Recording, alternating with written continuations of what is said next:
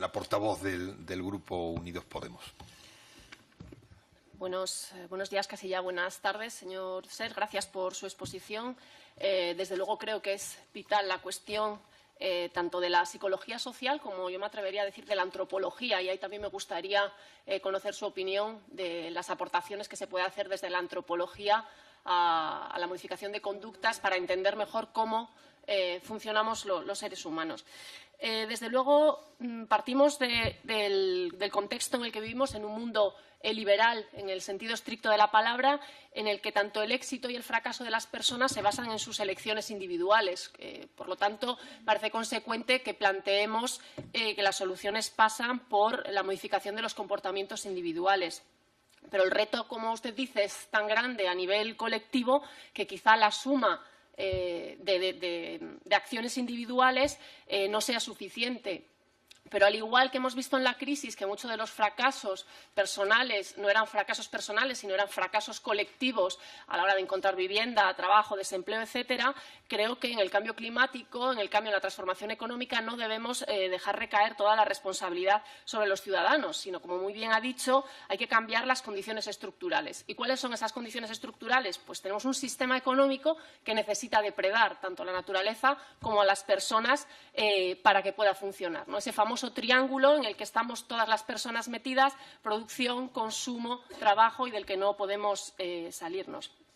Por otra parte, centrando la política, la acción en los comportamientos, pues nos encontramos lo que ha explicado usted muy bien que ha pasado en el condado de Surrey, el tema de los residuos, y que también lo hemos vivido aquí en España, concretamente en Guipúzcoa. Todo el intento que se hizo de cambiar la manera en que se recogían los residuos acabó con el Gobierno. ¿Por qué? Porque no se explicó. Porque a la gente no le gusta que las instituciones legislen sobre su vida privada. Y decir que ellos tenían que comprar pescado el martes porque era el día que se recogía el orgánico, lo consideraban una intromisión demasiado grande. Pero, por otra parte, es verdad que si prácticas sociales, culturales, son lesivas para el colectivo, para los derechos, las instituciones tienen la obligación de acelerar ese cambio social y no dejar que venga por sí solo.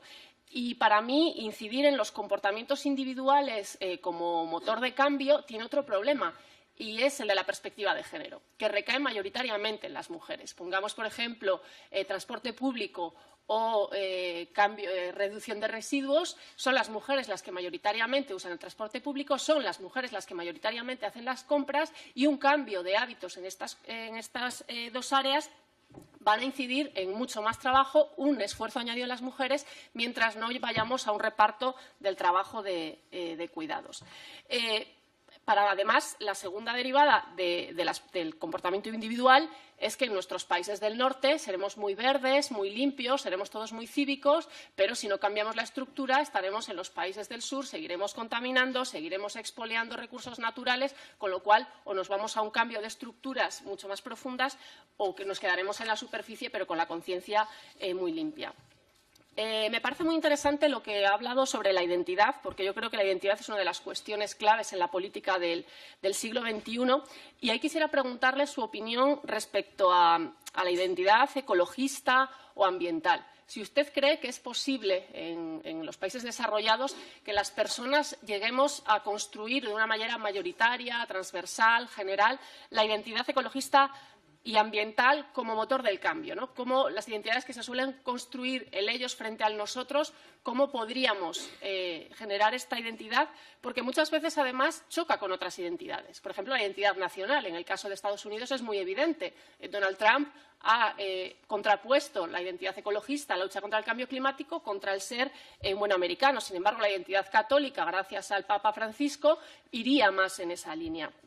Bueno, ¿cómo conjugar la identidad ecologista ambiental con las identidades ya existentes? Pero para mí el problema es que nos movemos en un mundo en el que lo que marca la identidad es que somos personas consumidoras. Lo que usted hablaba del estatus, lo que podemos comprar, estamos en una sociedad del tener y no del ser. Y desde ahí los gobiernos, las instituciones sí que tienen mucho que hacer. Es decir, priorizando políticas y áreas en las que pongamos el ser de las personas, la educación, el bienestar, la cultura, y no el tener, la producción, la industria, las cuestiones económicas. Y, por último, preguntas más concretas sobre el marco y la narrativa, ¿no? Lo que comentaba el compañero de los mensajes catastróficos. Yo tengo Una duda siempre respecto a la manera, por bajarlo a tierra, a la manera en la que se ilustran, por ejemplo, las noticias de cambio climático. Siempre ponemos osos polares, chimeneas, sumas, como que deshumanizamos el cambio climático y sus efectos.